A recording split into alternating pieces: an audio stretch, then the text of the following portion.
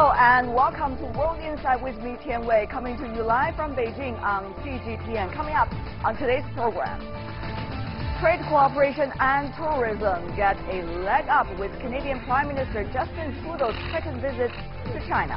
I catch up with former Canadian PM Jean Chrétien to help us understand what closer economic ties mean for both countries. And how do you solve a challenge like Korea? I sit down with former U.S. Assistant Secretary of State Daniel Russel to answer tough questions about the tug-of-war between Pyongyang and Washington.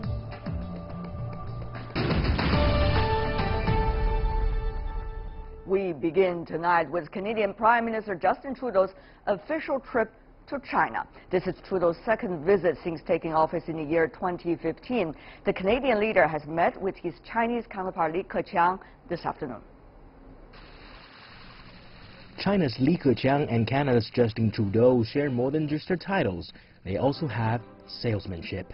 The two leaders have pushed hard to promote trade and cooperation between their two countries. This meeting marks another historical moment where the Chinese super salesman meets his Canadian counterpart. During the meeting, Li said China will continue opening up to overseas investment and further promote a better business environment. Trudeau said Canada will push for globalization and free trade with China. The two agreed to further promote bilateral trade and investment and enhance communications in international and regional affairs. Li and Trudeau also signed deals in the education, food safety and energy sectors. I think there's no question that both sides are interested in engaging in free trade talks or talks on a comprehensive economic agreement of some sort. I think this visit will kick it off, and I hope it does. I think this will be welcomed by businesses on both sides. In the first half of this year, merchandise trade reached 45 billion Canadian dollars or 35 billion US dollars. Canada's exports to China have surged 20% in the first 6 months of 2017, reaching 9.5 billion US dollars. Wood, agriculture products, and motor vehicles are among the top shipments. Imports from China have also grown 11% to hit 26 billion US dollars. Experts say both sides stand to benefit from a free trade deal, and for China this would open new gateways to the North American market and pave the way for more trade pacts in the future. Later this week, Trudeau will travel to Guangzhou in South China to attend the Fortune Global Forum.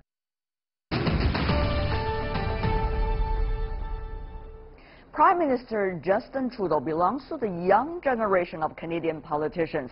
He has been thriving in the Liberal Party, the political party of his father Pierre Trudeau, and also of Jean Chrétien, the former Canadian Prime Minister from the 1990s to the early 21st century. I recently sat down with the former Prime Minister Jean Chrétien, a straight shooter who has not been afraid of any controversy throughout his political life. He seems to be, though, very happy with what Prime Minister Trudeau and his administration, young administration, has been doing so far.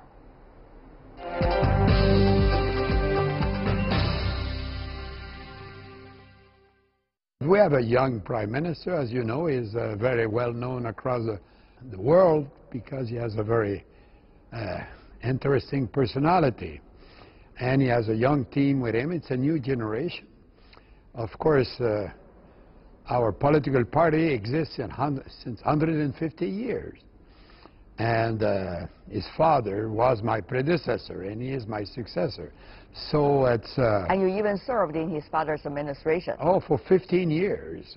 I became a cabinet minister the same day than his father, in 1968. So I know him well, and I think he's doing very well. You know, Father Trudeau was the one to recognize China before the Americans did it and many others. Mr. Prime Minister, what do you consider as the most important qualities of leadership today? You know, it's a very complicated world today. And more complicated than when you were the Prime Minister? In a way, because communications are not the same anymore. Communications are less reliable. The people have all these little machines, and we don't know what is true and what is not true. Right. Sometimes we're complaining, but the news were more serious than the news we have today. There was no tweeting in my time, you know. and everything was more serious, let me put it this way. So it's complicated. So you believe it is a communication skill that is the most important these days? It sounds like. You have to, no, you have to be competent. You have to know what you're talking about. You know, competence is at the base of everything, intelligence and knowledge. And we have to be open to the world. You know, I was very open to the world. I was always a free trader. I came with big Canadian delegation to China in 1994 and to open up trade with China. In fact, the first investment that the Chinese made abroad was in a pulp mill in Canada. The partner was my family. So, and it was profitable for both. And so trade is a key. Talking about trade, your country, Canada, is facing quite a dilemma right now. Canada is an active partner of the NAFTA. However, the United States now have more preconditions for the continuation of that mechanism. You know, the negotiations are going on at this time.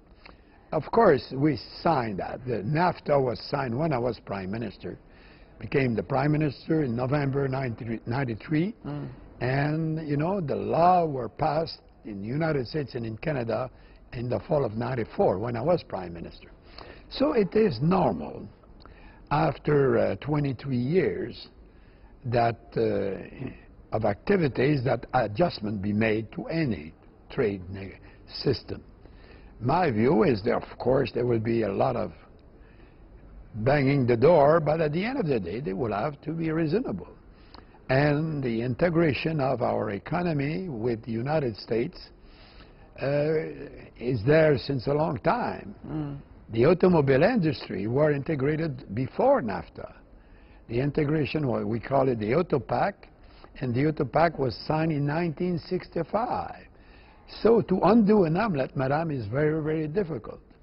And eggs have been broken, and it's very difficult to go back to the status quo of ante. You know, it is not possible. But so that we will find a deal, one way or the other. Well, Mr. Prime Minister, you know, banning the door process is already very frustrating, I guess, for all parties, because I understand the latest rounds of discussions involving the three parties actually did not score much, to say the least. You know, it is said that the team from the United States is eager to score for the administration, which is facing quite a different number of challenges. So Canada is put on spot. We are put on spot, but they are on spot too.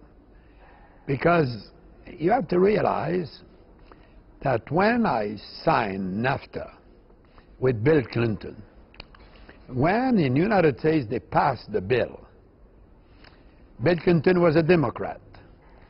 He had all the votes of the Republican and only half of the Democrat. So the free trading part of the political spectrum in the United States are the Republican.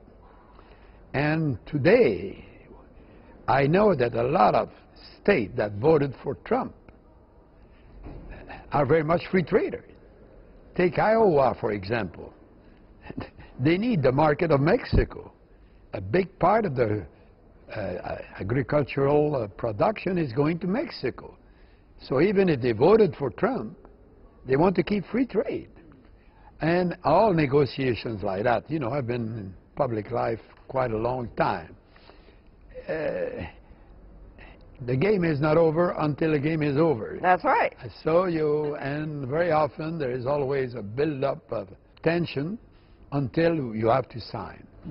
And you, the press, you want to have a problem. We jump on it. Because when you don't have a problem, you have no job to do. So, you know, so they write about problems. Of course, there is problem. There are always problems. But, you know, this time, it's not easy to brush it off because there is some ideological divide that we are talking about. It's not just these negotiations, not just the skills of negotiations. You have some countries talking about bilateral only, not necessarily looking at the regional and international in a very favorite light.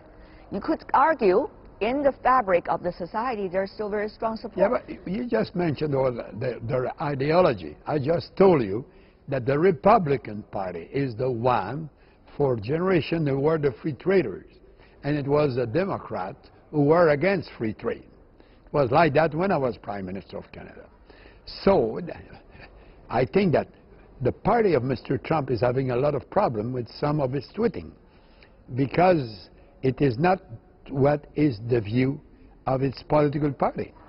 Then what is the best way for Canada now to survive? To stay cool, madam. Oh, it's easy to stay cool. I What are the know, tricks and to we stay have cool? good, very competent negotiators who are well briefed. They know what they're talking about. But I dealt. I was Minister of Commerce myself for Canada. I was Minister of Finance, and I dealt with the Americans as a cabinet minister for more than almost 30 years. So, of course, they can walk away. It's always a possibility. But I would be very surprised.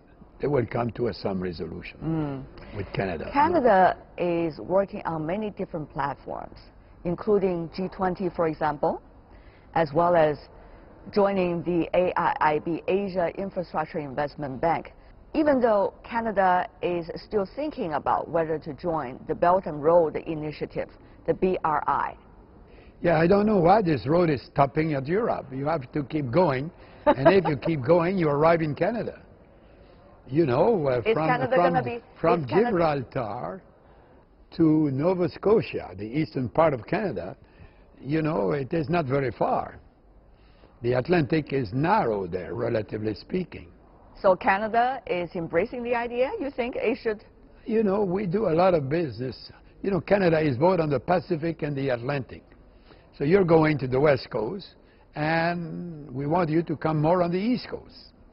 And so if you keep your road past Gibraltar, next stop is Sydney, Nova Scotia. There are some people talking about bilateral free trade agreement between China and Canada. Some suggest it is not yet the time. Others say, well, why don't we think about that? What is your view, Mr. Prime Minister? But we're talking about it at this time. So I hope, personally, I hope that it will have a deal. But I don't know. I'm not a negotiator. I don't speak for the government. What do you consider as the biggest challenges in terms of trade and economic ties, which you are very passionate about, Mr. Prime Minister, between China and Canada today? I really don't know the precise problem. I have a kind of a notion that if you could make a deal with Australia, why you cannot make a deal with Canada? The problems must be very similar from one to the other. We're exporting agricultural products, we're exporting minerals of all sorts. Canada export oil and gas, and you know, so my view is if it was possible with Australia, it should be possible with Canada, but I'm not privy to the negotiation. China and Canada, with some very significant figures trying to build the bridges, have been improving ties over the decades, including you yourself, Mr. Prime Minister. I kept going here, even if it was not my party in government, and because I felt it was needed.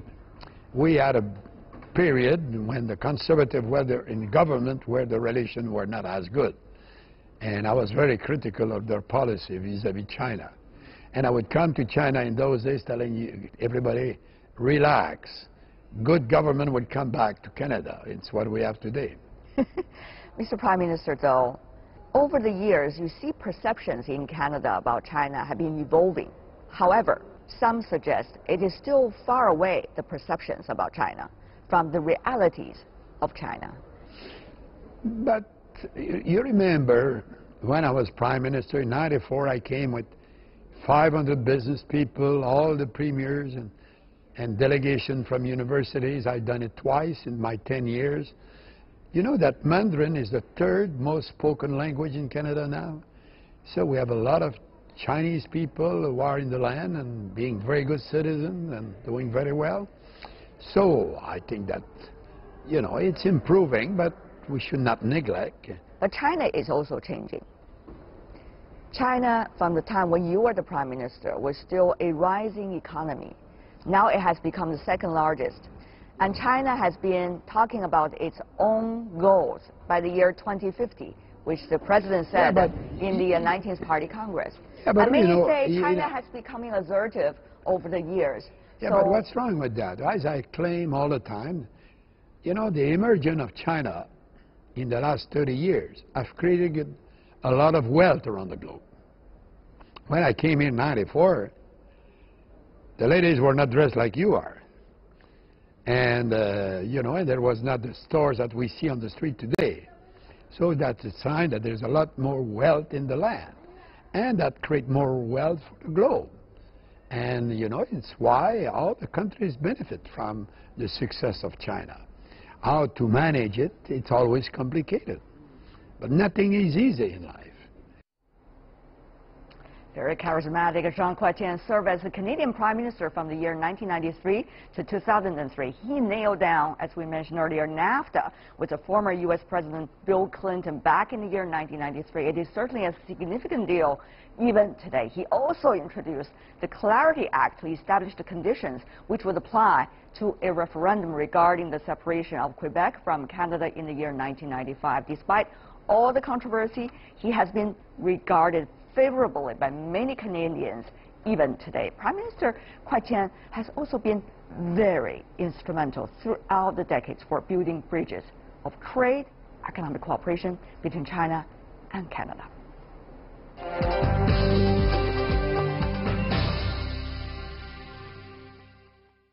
You have been remembered as one of the very outstanding Prime Minister of Canada, even though you resigned after serving your country for 10 years. How would you reflect back upon those years in which you were very charismatic in pushing forward some of the agendas?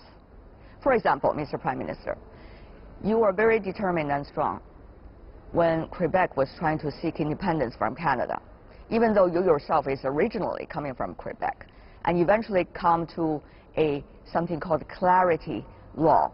But it is always very difficult when you have these issues because it's often a debate between emotion and reason. And it's more exciting to be on the side of emotion than on the side of reason. And I was on the side of reason. And they were asking crooked questions, so I passed a law, said, if you want, you know, we permit the right of people, you know, to express desire to separate. And today I can report to you that the problem has not completely disappeared, but it's not an issue anymore. The separatist party in Quebec has dropped in third position and dropping every week. So the people of Canada and the Quebecers, you know, we have become more internationalist. You know, when I meet some of the people of younger generation, you know, they always want to talk to me about the role of Canada internationally. And it's very encouraging. So I'm very optimistic that we have a very stable situation now on that problem. And my success, you know, the Liberal Prime Minister, Mr. Trudeau, is personally very popular these days in Quebec. Yes, indeed. So everything is not too bad. Pretty good. Pretty good. The other thing you just said, you're on the side of reasoning. You're not on the side of emotion. But that is a dilemma many politicians these days face. And some of them chose the side of emotion rather than the side of reason. So is there something that you can share with them that would help them in the future? When you talk reason, you have to trust the judgment of the people. You know, the people understand what is reasonable. They might get excited through emotion, but when they sit down, they have to face the reality of life. And the reality of life gave you the notion that reason has to prevail. So when after the emotion of the meeting you go back home, reason come back.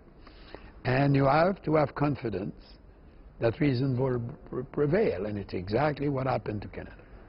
I would love to learn from what you have just said. I remember very dearly, Mr. Prime Minister, your last day serving your post as the Prime Minister of Canada. You were very passionate and compassionate at your last press conference. I was there as a very young reporter. I think you won the hearts of friend and foe of that moment. But at the end of the day, politics is not fair to the well-intentioned. You know, politics is a competitive business. You know, in a democracy like ours, you know, we win and lose election. It's not pleasant to lose election, but it might happen. I was one of a rare one who has been elected 12 times as a member of parliament and won 3 majority governments as a prime minister. Never lost an election. But I don't know many people who have had a life in politics who never had lost any election. And you live with that. And you know that someday it might be over. I used to say politics is the art of skating on thin ice. And you never know when there will be a hole that will gobble you up and it will disappear forever. So for me, I managed to survive more than, at the end of the day, you say to yourself, I survived one more day. For me, I managed to survive more than 13,333 days. And I enjoyed them. You are an optimist as a result of that. How do you see, whether in politics or out of it now, controversies people created about you? You know, if they say something and they are right, you correct the situation. If they say something that they are wrong, you speak up your mind and trust the judgment of the people. Once again. And yeah, and the people of Canada knew me. I've been on the TV for 40 years. So, you know, they knew who I was. And they knew exactly the personage that they were appearing on their TV. It was me. Was around for a long time, and I'm very happy in retirement and was happy to give you an interview this morning. Jean Chrétien, former Prime Minister of Canada, straight shooter and certainly a straight talker, always. You're watching World Insight with me, Tian. Still to come on our program today.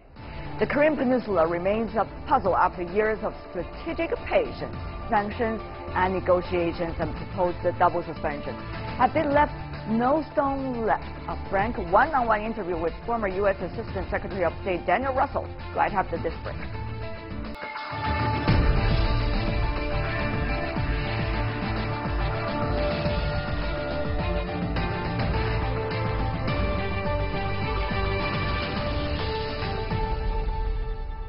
Welcome back. You're watching World Insight with me, Tian on CGTN. The DPRK's most recent test of an intercontinental ballistic missile suggests sanctions and warnings of military action have done little to deter Pyongyang. What will likely happen next? Take a look at this first. United in its condemnation of the DPRK's latest missile launch, the international community, however, is sharply divided on what the response should be. Russia is openly questioning U.S. motives after Washington's United Nations ambassador Nikki Haley talked of war and destroying the government of the DPRK. One gets the impression that everything has been done on purpose to make Kim Jong-un snap and carry out further inadvisable actions. It is regrettable. The Americans should explain to us what they're after. The U.S. also wants Moscow and Beijing to consider an oil embargo against Pyongyang. I think the Chinese are doing a lot. We do think they could do more with the oil, and we're really asking them to please restrain more of the oil, not cut it off completely. That was the most effective tool the last time the North Koreans came to the table, was cutting the oil off. China has condemned the latest missile launch and supports tougher UN sanctions, but it also wants a pathway to talks, not just more sanctions, which could raise tensions further. China will fully, accurately, earnestly and faithfully implement the resolutions and fulfill its international obligations. We will continue to handle the relevant issues in a way that helps to realize the denuclearization of the Korean Peninsula, advance dialogue and negotiations, and safeguard regional peace and stability. Now, things are getting ever more urgent and complicated, but the burning question is, what's next? Can all parties, or at least most of the parties concerned, come to any kind of consensus? Why our previous interactions or lack of previous interactions with Pyongyang failed? Daniel Russel is the former Assistant Secretary of State for East Asia and Pacific Affairs during the Obama administration. It's believed that he played an important role in pushing forward the U.S. policy of so-called rebalance in Asia, and was also an insider of the Obama administration's policy of so-called strategic patience toward Pyongyang, which many believe meant doing nothing policy on the DPRK nuclear issue. I asked him directly about that policy failures in an earlier interview. In fact, Mr. Russell now is serving as a diplomat in residence at Asia Society Policy Institute in New York. Let's listen in.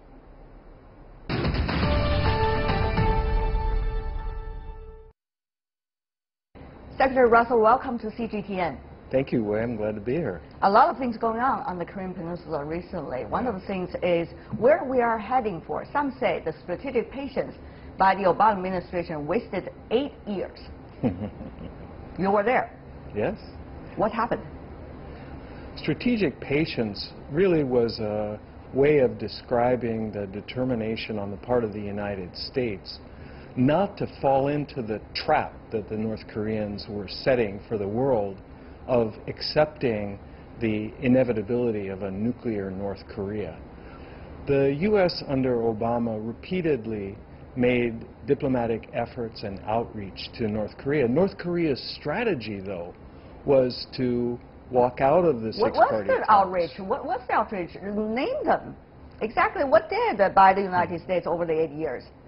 I traveled to North Korea along with my colleagues, led by the late Ambassador Steve Bosworth. We met with North Korea repeatedly. Bill Clinton, the former President of the United States, went to Pyongyang and met with Kim Jong-il. With an attitude, the North Korean was arguing, coming from the United States, not necessary sincerity. If North Korea will abide by its commitments and adhere to international law, the U.S. is willing to help by providing economic assistance, diplomatic recognition, and to enter into talks with the relevant parties to replace the armistice with a peace treaty. Secretary Russell, you know better than anybody else. That means precondition. And how could a dialogue and negotiation happen with strong preconditions coming from one party? There has to be a sustainable basis for dialogue, and that's something that China and the United States agree on. North Korea right now would be happy to have a dialogue about what the United States alone could do, what China alone could do, but the critical part of negotiations has to be North Korea coming into compliance with international law. The goal of the six-party talks, which were chaired by China, was the complete denuclearization of the Korean Peninsula. China has proposed double suspension so far. During the Obama administration and later during the Trump administration, until now, that has not been adopted or even seriously considered. The problem, in my view, with the double freeze suggestion is that it suggests that the United States... Double suspension strategy, now it's called. Okay, well, thanks for that update. But the point is that one set of actions, North Korea's pursuit of nuclear weapons and missiles, is illegal under international law. The other set of activities, defense exercises, is something that China does, South Korea, the U.S., Japan, Russia, and even North Korea. There's no law against defense exercises. But not when it is targeting at the other party. All defense exercises, by definition, are aimed at preventing and protecting against an attack by the other side. You know what is the difference between principle and reality. So the reality is the DPRK has ICBM, and it could have the range of reaching the capital city of the United States. The reality is you do not know yet how sophisticated the nuclear warhead that DPRK has already developed.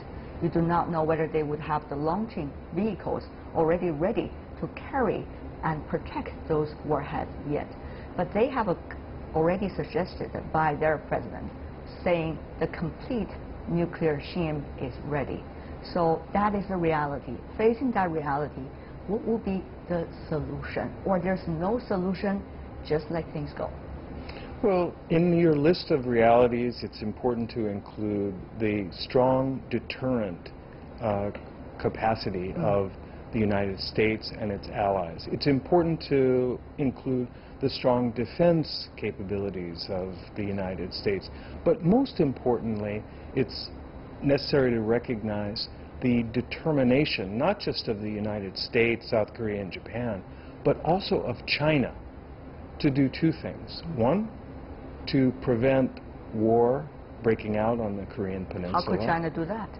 Well, I'm talking about our determination. All right. And I'll come back to your question. But the second reality is the insistence on the part of the U.S., China, and the international community that North Korea will not be accepted as a nuclear state. Chinese Ambassador Chrétien already said it very clearly that China is not accepting North Korea as a nuclear state. That has been very clear from the Chinese side. So the second point now has been solved. What about the first point? And the question, how should we face this reality, Secretary Russel? Yeah. I believe, May, that there's no solution to the threat from North Korea, no peaceful solution that doesn't begin with real cooperation between the United States and China. It is critically important that we develop a common understanding of what it is that we are trying to build in Northeast Asia, of how we can focus the efforts not only of our two countries, but of our partners in Seoul, our partners in Tokyo and in Moscow, on a collective effort to convince Kim Jong-un that he is going the wrong way down a one-way street. That wish is certainly nice, and yet how to achieve that? This is what we are lacking right now, a roadmap to reach the pragmatic goal, Secretary Russell. Well, the roadmap that the U.S. and China are pursuing is a double-track, a dual-track strategy of sanctions and pressure on the one hand, and keeping the door open to diplomatic negotiations on the other. That has already been done a lot. The UN Security Council adopted a resolution several times about sanctions against the DPRK. Leaders in the United States, South Korea, Japan, China, of course, have been talking on an international basis about against any new development. China Foreign Ministry even expressed about deep concern and deep opposition over the recent launch of the ICBM from the DPRK side. So what else can be done? I think everyone, including the President of the United States, wants a peaceful resolution of the threat from North Korea. Look, in geostrategic problems or in, say, medical problems, not one shot, one pill is necessarily going to provide the antidote, to provide the cure. In some cases, it has to be a sustained regimen over time that's going to have the desired effect. The time is the issue, Secretary Russell. You know better than I do. The time means new technologies for the DPRK. Time means there could be new possibility of crisis even among other members of this community that we talk about that could cooperate with one another on the DPRK issue. So time is precious. How can we have a more timely, efficient measures to make things happen? Is negotiation still on the table? Is it still going to be with so many preconditions? Could it catering to the DPRK's rhetoric, at least, that they are only going to go ahead with their nuclear program only because they want a security guarantee? Why can't you, the United States, and South Korea together, be able to provide a security guarantee? After all, the peace treaty is not signed. Well, you make the point that there is the real pressure of time. And what the logical conclusion from that point is that China, as well as the U.S. and others, need to do more to apply pressure to achieve the desired effect. Now, you asked about security guarantees. The fact of the matter is that under the six-party talks process, as well as on a unilateral basis, the United States, including at the level of past presidents, have made what we call negative security assurances. Assurances that the United States has no hostile intent, has no plans to attack or no desire to attack North Korea. But there is no likelihood that North Korean leaders are going to simply take an oral assurance. So peace treaty not possible, something written on the paper. I don't think that a piece of paper is what's needed, but the United States has already agreed that in the course of a comprehensive solution, we would be perfectly prepared to negotiate a peace arrangement, a peace treaty to replace the armistice. We're in favor of that, but not instead of denuclearization. But you know, Secretary Russel, an elephant in the room we haven't talked about. That is, what about the trust among those countries that you just mentioned, between China and the United States, between China and some of the other players in the Northeast Asia? Earlier, when you were serving in the Obama administration, the policy of so-called rebalance in Asia was very controversial in this part of the world, particularly to many Chinese. Chinese were saying, or thinking whether the United States want to isolate China from all the other players in the region. So with that kind of lack of trust to begin with, a lack of fabric of working together to begin with, can this issue that you talk about on the DPRK be able to be pushed forward for a solution, Secretary Russel? Well, I'm proud of the progress that was made in U.S.-China relations over the 8 years of the Obama administration when I had a role in our Asia policy. I was involved with President Obama, Vice President Biden, then Secretary of State Hillary Clinton, and John Kerry in any number of important dialogues with the Chinese government. And I feel that we have put a very solid foundation under U.S.-China relations. And that's reflected in the steady increase of practical cooperation. At the same time, I'm very troubled by the strains in Beijing's relationship with its neighbors, with South Korea in the first instance, and with Japan as well. Now, the good news is that the president of South Korea is expected to visit China. The good news is that President Xi and Premier Li have met with the Japanese Prime Minister in recent multilateral events. I think that building trust between China and its neighbors should be a top priority. What will be the role, many wonder, of the United States in the region? Yeah, I wonder if that's really the question, because the role of the... That is the question. Well, the role of the United States is pretty well established, and over the course of 6 or more decades after World War II, the United States has helped to build a stable, steady, rules-based order and an open economy, and it's well understood, including by Chinese leaders, that China have changed. You have a rising country called China, 1.4 billion. Some consider China as a threat, even though China has no intention, as the Chinese government said, to violate or try to, in a way, disrupt any previous order. So I think you're asking now the right question, which is, how will the rise of China affect the world and the region? And how that depends on the answer to the question, how will a stronger, wealthier China behave? And also how others would perceive China, and that reflected upon China about how it would interact with the others too. Well, you know the old saying about the chicken and the egg. But yes, I think that how China behaves shapes how China is regarded, and international expectations for China, I hope, will shape China's behavior over time. Now, Coming out of the 19th Party Congress, President Xi Jinping has made, I think, very ambitious statements, not only about what China itself will become in terms of the twin centennial goals, but also about how the Chinese role and the Chinese model, shall we say, will influence international developments. Those are ambitious goals.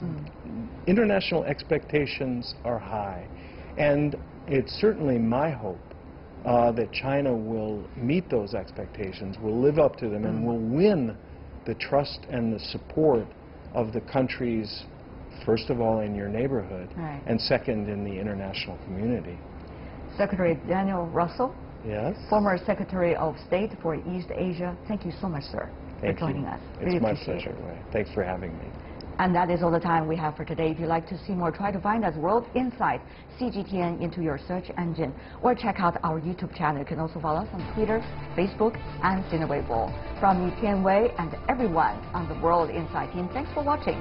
Tune in again next time for insights across China and around the world. Good night.